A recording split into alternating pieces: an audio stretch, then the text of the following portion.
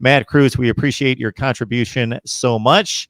Came across a tweet that speaks to the flavor or lack thereof of the Miami offense. Cam. Yeah, that was my boy Roman Kane. He tweeted that. He's good for those one-liner kind of dad joke tweets. But I mean, he's good and smart. I mean, like I'll talk to him about football and about life in general. I mean, he's a good friend of mine, very, very intelligent guy.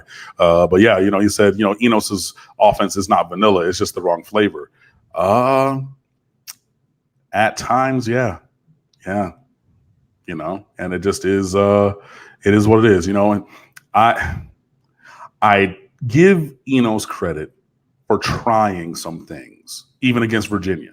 The speed option to the short side of the field, the tight end jet sweep second and goal to Brevin Jordan. That was when I was on that end of the field before, right after the Dunkin' Donuts thing that I did, the hype fan of the week.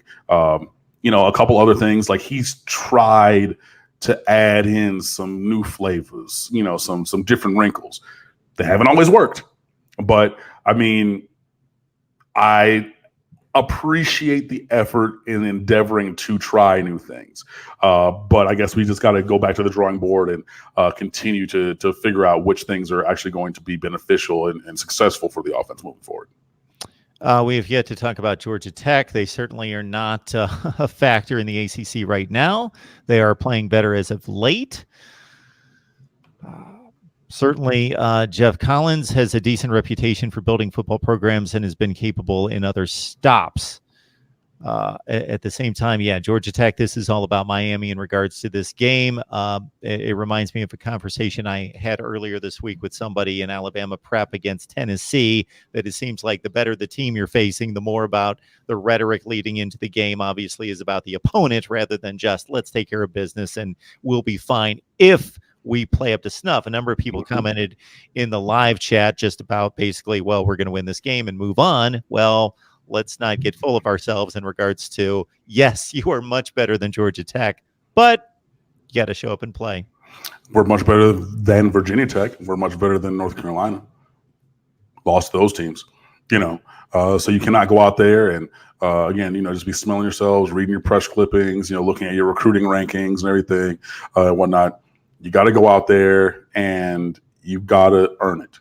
If you are so much better than your opponent, go prove it and then go dance on the sideline. That's what Miami teams, when Miami was great, that's what we did. We didn't take anybody lightly. We didn't play down really to any opposition. There were a couple times where somebody might scheme against us. Virginia Tech, Boston College, in the national championship year with the Ed Reed touchdown return, they schemed up a way to try to curtail or try to shrink the gap, the disparity of talent. Yep.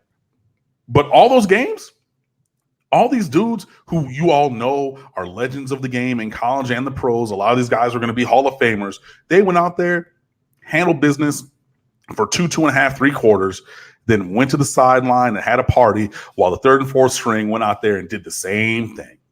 And to get back towards that level, that's what this team is going to need to do this week.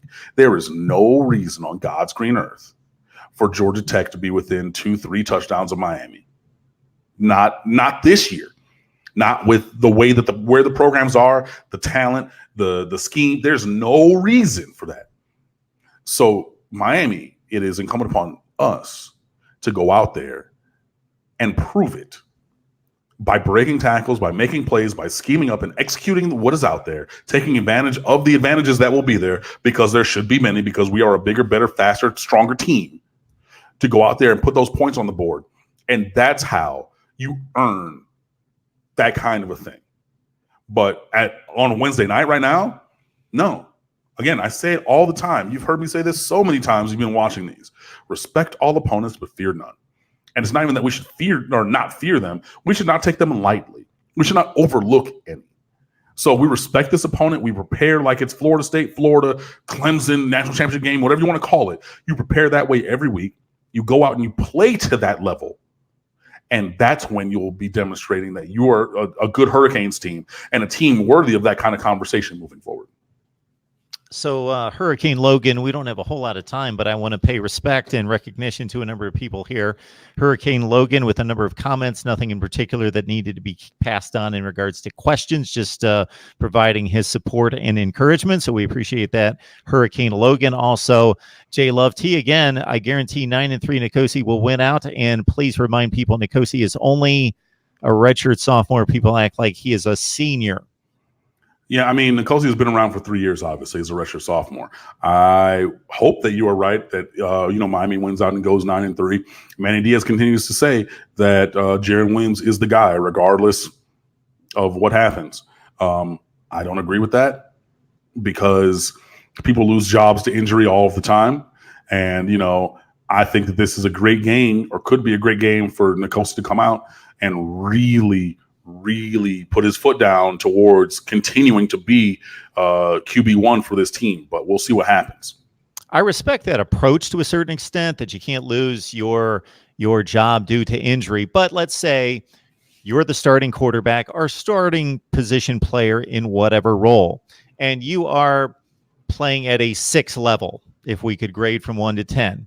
Your number 2 player after this injury comes in and they play to a 9 level. Well, you're not going to yank them just to say, well, you lost your job because of injury. Maybe you did initially, but the comparison and evaluation of the performance isn't that close. So you lost your job. And I mean, we will see what happens. 863 Kane, I appreciate, the comments. Salute to me for criticizing without undermining.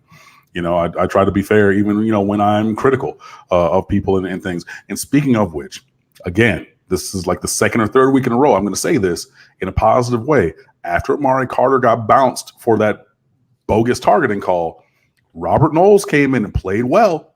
And I was loudly saying that he couldn't be on this field anymore for the last couple of years. And if you talk about player development, number 20 is developed like a lot. And he's not been he's taken a big step forward. And I want people to realize and recognize that and give him credit for putting in the work to incite that development that we've seen this year. Because if you look back through all the plays, you're not looking at him on people's highlights, with the other team scoring touchdowns like in years past. He's doing his job and he's doing it pretty well. So salute to Robert Knowles for really sticking it out and putting in the work to develop and become a much better player. And I appreciate that.